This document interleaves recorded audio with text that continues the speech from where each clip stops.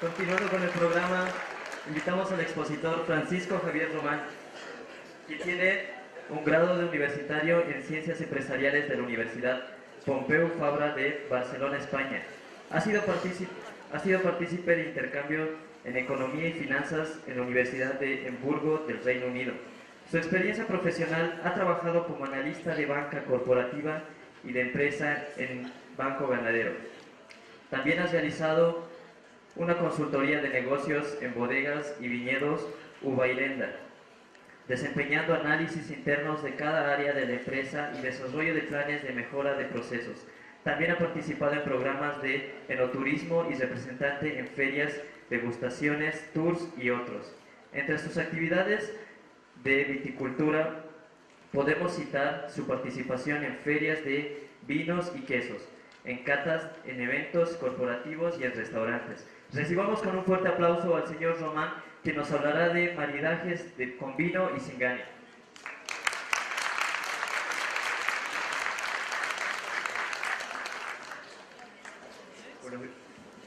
Buenos días, es un placer estar acá con ustedes. Antes de comenzar a hablarle de maridaje, les voy a hacer primero una introducción a lo que es en realidad el vino en Bolivia, las condiciones que tenemos y la historia, para poder comprender cómo de verdad podemos maridar los vinos nacionales. Okay. Aquí pueden ver en estas dos franjas, que son los llamados cinturones del vino, las regiones vinícolas más importantes de todo el mundo. Pueden ver, por ejemplo, que está Irán, que es donde se origina el vino, todos los países del Mediterráneo, que son potencias mundiales en las regiones vinícolas. Se encuentran también los países del Nuevo Mundo, como Australia, Nueva Zelanda, Estados Unidos, Chile y Argentina. Esto quiere decir que a ciertas latitudes el vino se da mejor que a otras latitudes. Entonces, las áreas tropicales que se encuentran entre el paralelo 27 y el 28 al norte vendrían a ser zonas no demasiado aptas para poder plantar la viña, pero aún así podemos ver que Bolivia es una excepción a esto. Aquí vemos los 9 países principales productores a nivel mundial. Increíblemente, Argentina ocupa ahora el puesto número 5 y Chile el 10º puesto. En área cultivada, España está entre los primeros. Argentina y Chile, a pesar de no tener una tradición vinícola demasiado longeva, como por ejemplo Bolivia, ha podido desarrollar en este siglo y medio todo lo que es su historia y todo lo que es su industria vitivinícola a un paso agigantado, y ahora le está yendo muy bien. Entonces, para poder entender los vinos tenemos que entender primero la geografía. Una cosa que es importante recalcar es que Bolivia se encuentra 100% en latitudes tropicales y casi todo Bolivia tiene un clima tropical. Se tiene este concepto erróneo de que tropical significa selvático, pero no es así. Nos han enseñado en el colegio de que Bolivia tiene 3 zonas, pero tampoco es así. Bolivia es casi 100% tropical, pero por la altura tiene distintos tipos de clima tropicales. Por ejemplo, aquí en La Paz tiene un clima tropical de montaña. En Santa Cruz es un clima tropical de tierras bajas, y por ejemplo en Sucre vendría a ser un clima tropical de valles. Entonces, ¿qué quiere decir esto? Un clima tropical es que no existe demasiada estacionalidad. Si no hay demasiada estacionalidad, las vides no se van a dar bien porque no van a tener las distintas estaciones marcadas, no van a poder descansar en el invierno, no van a poder producir de una manera más apta durante el verano, y esto también se traslada a la diferencia que hay entre noche y día. Entonces, La Paz y Santa Cruz, por ejemplo, no vendrían a ser unas zonas demasiado buenas para lo que es el establecimiento de viña, a menos de que se creara un método que sea atípico para poder plantar, como por ejemplo existe en Santorini, Grecia, o en las Islas Canarias en España, que a pesar de tener tierra volcánica, ellos han podido adaptar ciertos varietales para que se puedan adaptar a ese suelo y puedan así crear unos vinos que son también únicos en el mundo. Ok, entonces, ¿qué partes sí tienen estacionalidad en Bolivia? Todo lo que es el sureste por ejemplo, del sur de Roboré, lo que es Boyuibe, todos los valles, son las únicas regiones donde les llega los vinos, los frentes fríos, los llamados surazos del sur, desde la Patagonia. Estos mismos vientos no pueden impactar en el altiplano por la protección natural que tienen con los Andes y tampoco llegan con demasiada intensidad al norte de Santa Cruz o a Beni. Entonces, ¿en qué ayuda esto? Los frentes fríos, los surazos, hacen que el invierno de verdad sea un invierno, haya un cambio entre las distintas estaciones, haya un descanso invernal para las uvas en invierno y haya unos veranos que sean calurosos pero con noches frescas. Y esto es muy importante ya que la vid tiene que tener una diferencia de temperatura intradía y también una estacionalidad bastante marcada. Esto solo sucede entonces en la cordillera sudoriental de los valles, desde, por ejemplo, Tarija y los valles que están al sur de Tarija hasta Samaipata, que están en todos los Andes.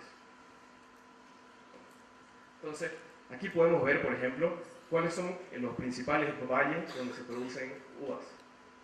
Desde Samaipata del norte, Mixque en Cochabamba, Valle Grande, Paspaya y Pilaya, que ahora se llaman Camargo y Villavicencio, Tarija y La Concepción. También se encuentran otros como Santa Ana, por ejemplo. Estas zonas que se puede descubrir mediante su historia y también mediante su geografía, porque son aptas para hacer vinos de alta calidad. Quizás en otras zonas, como por ejemplo en la zona más cercana al Chaco, se puede dar mejor la uva moscatel, que es más resistente, y se puede hacer singares quizás ahí. Por el momento eso no se ha hecho, pero existe la posibilidad. En cambio, las uvas de vino son más delicadas y necesitan de unas condiciones bastante particulares, y por eso solo se hacen esas dos franjas que vimos antes. Entonces, para explicar, vamos a entrar un poquito en lo que es la historia de nuestra tradición vitivinícola. Increíblemente, Bolivia es considerado una de las nuevas regiones vitivinícolas del mundo, pero llevamos más de 450 años haciéndolo. Somos uno de los más antiguos del Nuevo Mundo, mucho más antiguo que Argentina, Chile, Estados Unidos, Australia o Nueva Zelanda, y Sudáfrica también. Lo que ha pasado ha sido que a partir de la República, esta cultura vinícola se ha estado perdiendo hasta el renacimiento que ha sucedido a mediados del siglo anterior. Entonces, por ejemplo, para ver más o menos cómo llegó la uva, hay que entender la expansión colonial de los españoles en Sudamérica. Hay dos corrientes muy importantes, la del Río de la Plata, desde el sureste, y desde el norte la de Panamá, que fue liderada por Francisco Pizarro. Francisco Pizarro y Diego de Almagro conquistaron el Perú y el Cusco, y entraron por La Paz, y establecieron viñas en el valle del Uribay. Ñuflo de Chávez, desde el Río de la Plata, entró a lo que es ahora el departamento de Santa Cruz, y aquí, en la cordillera del Sutó, ahí al lado del río Sutó, es donde plantaron las primeras viñas. En ambos lugares no se dieron los resultados que se estaban esperando. No eran lugares demasiado aptos para plantar la viña. Entonces, fueron adentrándose y fueron expandiéndose hacia el centro. Lo curioso aquí, y a diferencia de otros países de Latinoamérica, es que la expansión colonial que hubo en Bolivia no fue debido en gran parte a los españoles, sino a la gente local, a los mestizos, a los nativos, a los indígenas, y incluso a los mulatos y también a los criollos. Para entender, por ejemplo, más de la mitad de los viñedos en el periodo colonial, que es un periodo que es denominado dominado por los conquistadores españoles, en realidad no ha sido así. Más de la mitad de estos fueron dominados por personas que ya habían nacido acá o eran personas que eran indígenas y oriundas de acá.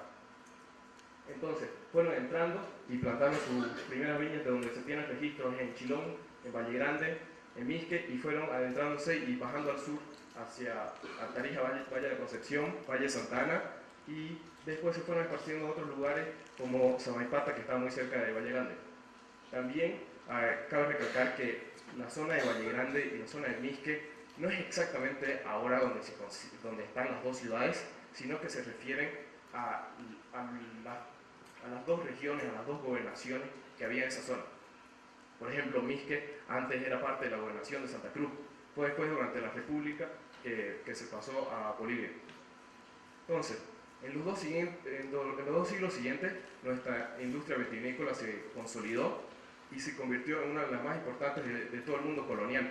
Esto sucedió durante el siglo XVI y el siglo XVII, que al principio fue usado con uso en la Eucaristía y para consumo propio, pero como se dio también en los valles, fue proveyendo a todo lo que era Potosí, Sucre, Oruro, La Paz y también las iglesias misionales al este de Santa Cruz, y justo coincidió con el auge minero. Esto hizo que se incremente mucho más la demanda en lo que era Bolivia. Recordemos que Potosí, en la época del Cerro Rico de Potosí, cuando tenía su auge, era una de las ciudades más pobladas de todo el mundo y era una de las ciudades más ricas.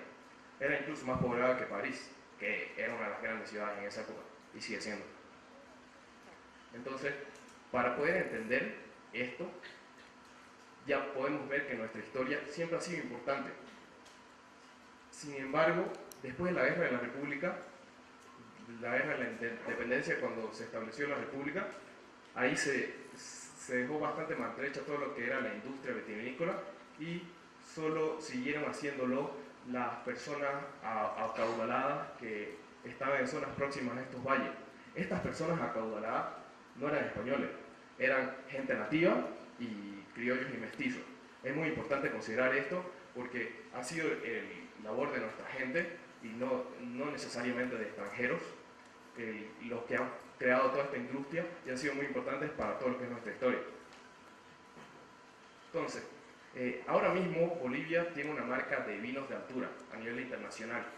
Es el único país con el 99% de sus viñas a más de 1500 metros sobre el nivel del mar, entre 1600 y 2600 la mayoría de todos ellos.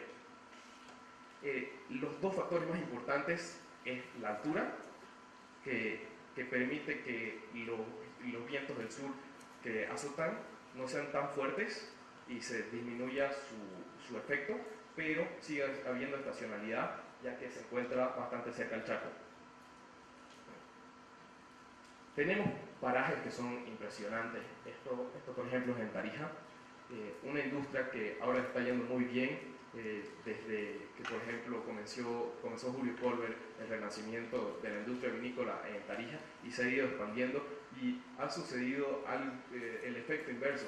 Como antes comenzó desde Chilón y Valle Grande, desde el norte, y fue bajando hasta Tarija, estos últimos 60 años ha sucedido lo contrario. Desde Tarija ha estado subiendo por los cañones de Sinti hasta los valles cruceños.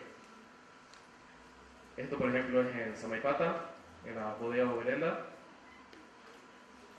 en Valle de la Concepción, en Tarija.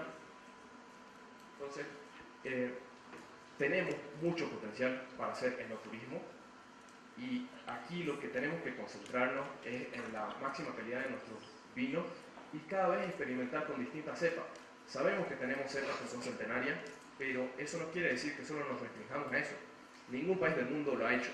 Ningún país del mundo ha estado con una cepa durante más de 1000 años. Y ahora las cepas más famosas son cepas de hace 200 años, no más. Por ejemplo, el Cabernet Sauvignon no tiene más de 350 años, que es una mezcla entre dos famosas, como es el Sauvignon Blanc y Cabernet Franc. Entonces, una vez ya comprendieron lo que es nuestra historia y cómo se originó la industria vitivinícola en Bolivia y el potencial que tenemos como marca y cómo, por ejemplo, la altura, el aire prístino que se encuentra a 1500, 2000 metros sobre el nivel del mar, hacen que haya una mayor insolación durante el día, pero un mayor descanso durante la noche, lo que le da un balance en la acidez de las uvas y que es muy importante para poder maridarlo con la comida de acá. Entonces, entrando al tema de maridaje de vinos y cinganas. Estos son algunos de los principios básicos que se tienen. En la mayoría de escenas muy formales se tienen muchos pasos. Yo he ido incluso a algunas cenas que han tenido 10 pasos. 10 pasos quiere decir que han tenido 10 platos que son bastante pequeños y cada plato viene con su bebida de acompañamiento, que es el maridaje ideal para cada bebida. Por lo general, nosotros estamos acostumbrados a una comida elegante de 3 pasos. La entrada, el plato fuerte y el postre. En algunos hay 2 entradas, hay el plato fuerte y quizás hay 2 postres. Esto puede variar, depende de lo que ustedes deseen, y en muchos restaurantes, especialmente los que tienen más de una estrella Michelin, en estos los chefs son los que deciden qué va a comer la persona que está yendo a consumir, y son los restaurantes más caros y prestigiosos de todo el mundo. Entonces, los vinos y los platos van por paso, pero tienen una secuencia. Esto tiene la misma lógica que los platos. Primero vienen unos platos que son ligeros, después vienen unos platos, el plato más fuerte, el principal, y después viene el plato de postre. Lo mismo sucede con los vinos. Se comienza con un vino blanco, ligero, se va pasando quizás a un rosé, si se tiene una segunda entrada, o si la comida lo amerita. De ahí se pasa con el vino de la noche, que generalmente suele ser un tinto, que va acompañado con un plato bastante intenso, bastante fuerte. Y si se fijan, todo esto se van haciendo cada vez vinos de más cuerpo, de vinos de mayor ligereza a vinos de mayor cuerpo, y de vinos más secos a vinos más dulces. Los vinos de postre son vinos dulces. Aquí no se produce vinos de 100% dulces de forma natural, todavía. Vinos como por ejemplo ahí en la Alsacia-Lorena, o por ejemplo ahí en Bulgaria, que es uno de los más conocidos del mundo, o en el sur de Alemania. Estos vinos son muy difíciles de hacer, y conforme nuestra industria vaya avanzando, nosotros tenemos el potencial para hacerlo. Entonces, la graduación alcohólica también sucede lo mismo. Los vinos blancos suelen tener menos graduación alcohólica, menos nivel de porcentaje de alcohol que los vinos tintos. Y los vinos fortificados, por ejemplo, los destilados como el Zingani, tienen mayor graduación alcohólica que los vinos tintos, y por lo tanto suelen ir al final. Otro de los principios es el principio de intensidad. Si uno está comiendo un plato que es bastante fuerte, tiene que acompañarlo con vino que vaya al mismo nivel. Lo mismo sucede con los que son ligeros. Incluso, por ejemplo, si tiene una muy pequeña entrada para celebrar, por algo se comienza con champán. No se comienza porque tiene las burbujas y explota, sino porque es un vino que es bastante ligero, con poca graduación alcohólica, y es seco, por lo general. Entonces, la mayoría de los vinos, ustedes van a probarlo, y conforme ustedes vayan desarrollando su paladar, van a ver que no son dulces. Lo que ustedes piensan que es dulce es en realidad otro sabor, y eso ustedes tienen que ir desarrollando ya que están metidos en la gastronomía. Después, otro de los principios es considerarlo mediante la preparación de un plato. Por ejemplo, el ejemplo que doy acá, un plato ligero con vinagreta puede acompañarse con un vino ligero con acidez. Por ejemplo, una parrillada que esté muy condimentada va a acompañarse con un vino con bastante cuerpo y con bastante acidez, como por ejemplo el Tanat. El Tanat, por ejemplo, es una de las cepas principales que tenemos en Bolivia, y es considerada el mejor acompañamiento para parrillada, churrasco, barbacoa, como quieran llamarle, incluso más que el Malbec. Pero los argentinos son mejores en marketing, y por lo tanto se vende muy bien el Malbec. Entonces, otra de las formas a seguir puede ser mediante la igualdad de los sabores. Entonces, si uno tiene, por ejemplo, una comida una sopa de champiñones, puede acompañarlos con un pinot noir que tenga notas o sabores un poquito más terráceos, porque estos van de la mano. También, si se desea, por ejemplo, se puede acompañar lo que es un vino con notas cítricas, como un Sauvignon Blanc o un Torrontés. Tenemos un excelente Torrontés en Bolivia, y también se está desarrollando, al igual que el Sauvignon Blanc, pero en menor medida, que se puede acompañar con un pescado. Y estas notas cítricas le van también al pescado como un limón le iría. Entonces, tiene su lógica los sabores que nos hacen evocar estos vinos para acompañarlos con distintos platos. Por último, si se quiere experimentar un poco más, se puede hacer lo que es el contraste de sabores. Combinar un plato salado con vino dulce, combinar un plato picante, una comida tailandesa, por ejemplo, o un picante de pollo con un vino dulce, o si quieren igualar los sabores, ese mismo picante lo pueden acompañar con un syrah. Después, algo muy importante a la hora de maridar vinos en cualquier restaurante es que por lo general se suelen acompañar las comidas regionales, las comidas locales, por más que sean comidas fusiones, mezclas como hacen en Gusto o en Jardín de Asia, con lo que son los vinos de la zona. ¿Por qué? Porque estos han crecido del mismo suelo, que han crecido juntos y por lo general se producen las mismas cepas que van bien con lo que estamos acostumbrados nosotros a comer. Entonces, por ejemplo, si hay un enólogo o alguien dueño de una bodega y le encanta el vino y está comenzando a mejorar su vino, los sabores que le van a gustar más y los que le van a caer mejor con sus comidas van a ser los sabores que mejor le vayan con la comida de Bolivia, porque es la comida que están comiendo casi todo el tiempo, a menos que vivan en el exterior, es lo más normal que va a suceder.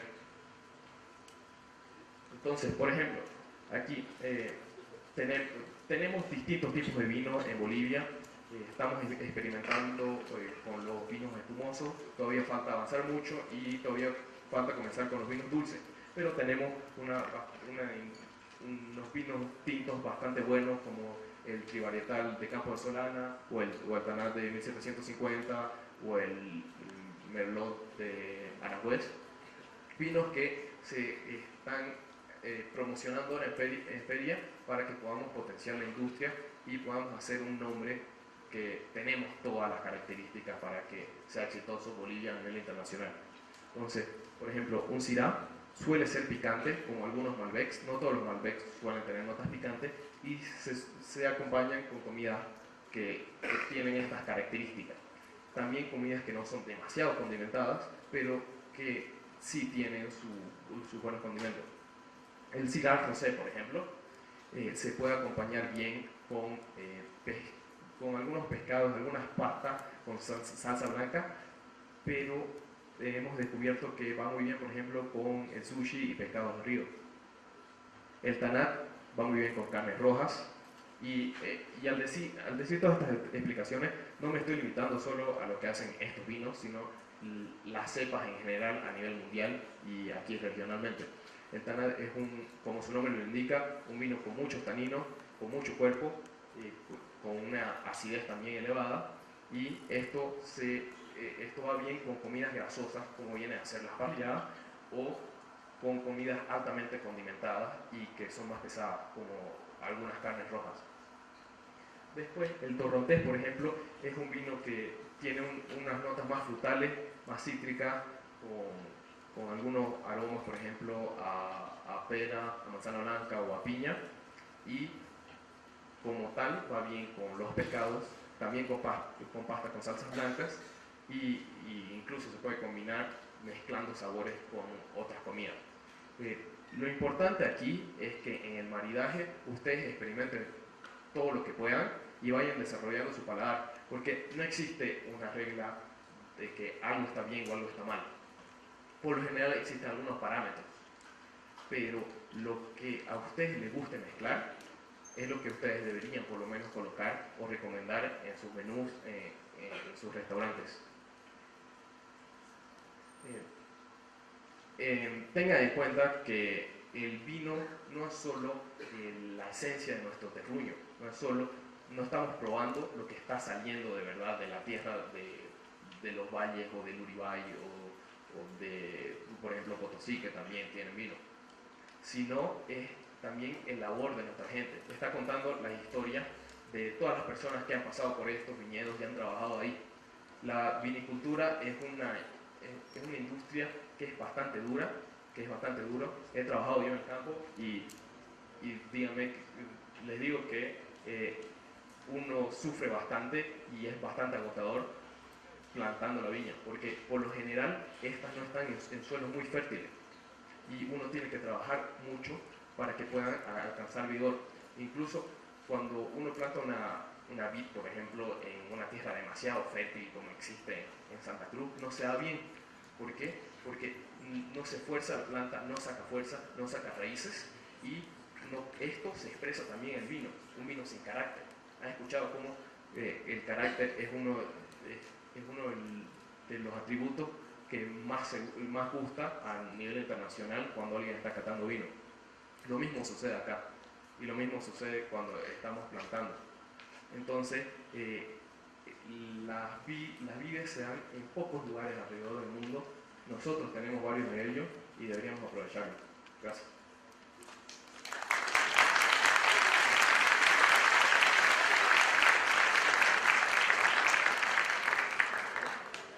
Ahora vamos a pasar a la ronda de preguntas. Por favor, los que tengan una pregunta, levanten la mano o pónganse de pie para recibir el micrófono.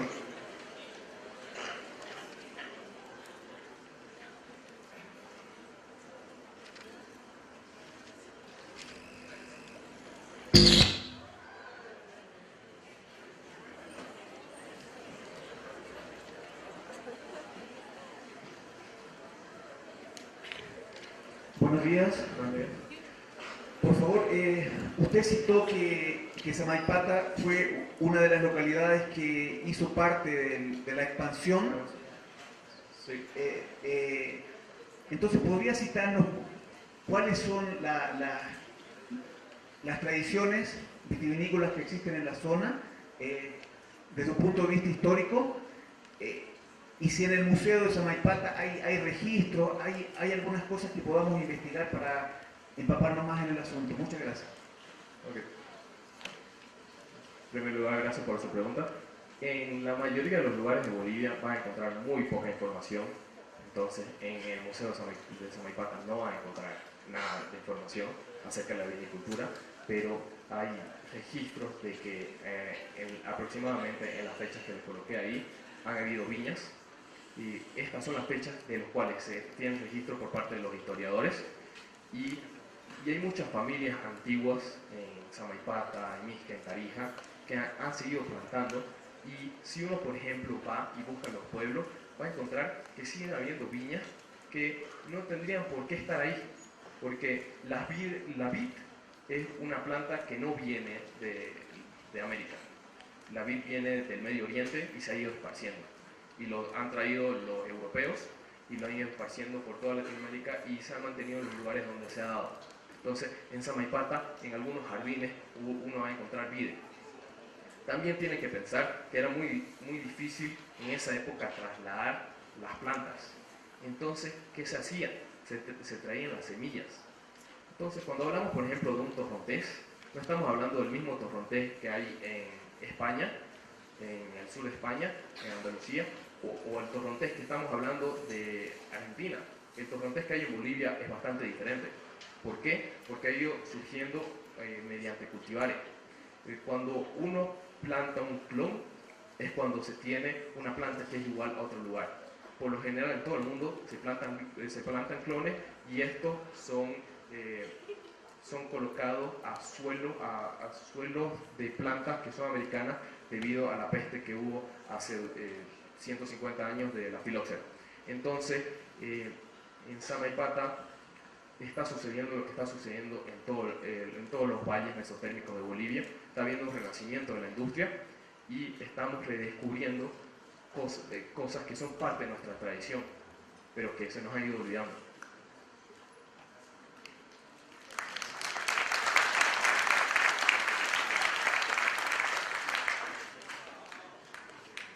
Si ya no hay más preguntas, invito al director ejecutivo Guillermo Iraola a dar el presente correspondiente a nuestro expositor.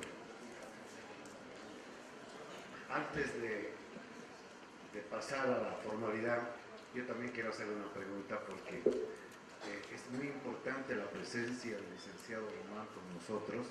Estoy muy agradecido a usted y a su bodega, la bodega Ubairenda, que muchos de ustedes no la conocen, y es una nueva bodega que está ubicada en el departamento de Santa Cruz. Tiene sus cultivos en el área de Samaipata, y seguramente pensarán expandirse al área grande. Y fundamentalmente tienen un vino que es el que han visto ustedes en las las imágenes el 1750, que tiene bastante buena acogida en el público, y ya lo he visto en muchas cartas de restaurantes, tanto en La Paz, en Cochabamba, como en Santa Cruz. Y vale la pena que lo prueben. Y yo solamente quería preguntarle, antes de pasar, decía, a la formalidad, ¿cuándo inicia esta bodega Uvairenda y cómo les va? ¿Cuál es su experiencia en el mercado boliviano y cuál es su proyección? Por favor. Bueno, la bodega Uvairenda comienza en realidad en 2001, a pesar de que se fundó la empresa en 2007. Ahí es cuando sus fundadores comienzan a experimentar lo que es la vitivinicultura. El abuelo de uno de los fundadores es tarijeño, entonces también hay bastante de esta cultura vinícola reciente. Y dos mejores amigos, Pellegrini Ortiz y Francisco Roy, decidieron crear esto una vez ya entraron al mundo, experimentaron creando vino en sus propios sótanos y viendo qué tanto les fascinaba, y cada vez se enamoraron más de este vino, que decidieron traspasarlo y buscar el mejor lugar, o lo que ellos consideraban que era el lugar ideal, en Bolivia. Entonces estuvieron 4 años buscándolos, haciendo investigaciones y haciendo bastantes consultorías, y encontraron que Samaipata era uno de esos parajes que era ideal para hacerlo.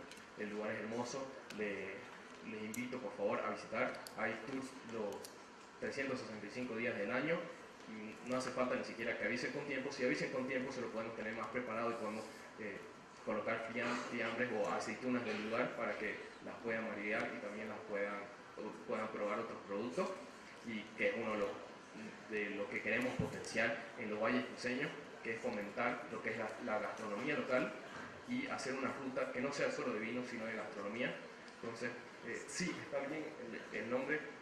Quizás yo no colocaría un nombre tan grande. Al decir ruta de vinos y Singani está bien, pero a temas de marketing, por ejemplo, yo ya lo centraría más en ruta de Singani, ruta de vino, ruta de gastronomía y vino. Depende de lo que esa zona se esté potenciando más. La bodega Uvairenda es una bodega boutique que realiza vinos de solo alta calidad, y ese es su mayor enfoque.